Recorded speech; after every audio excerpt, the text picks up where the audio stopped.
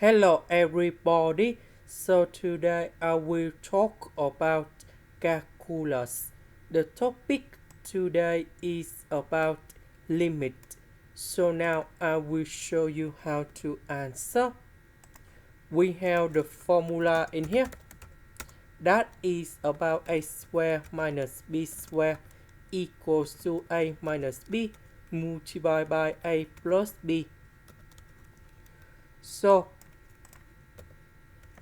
number 5, we can change by the square root of number 5 to the power of 2. So, in this situation, we need to transform this one into this one.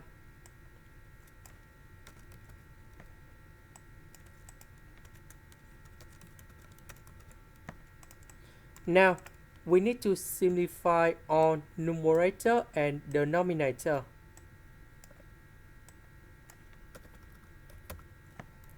And we put this one goal here.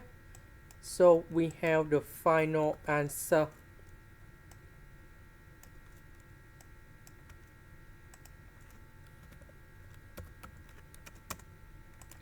This is the end. Thank you for watching.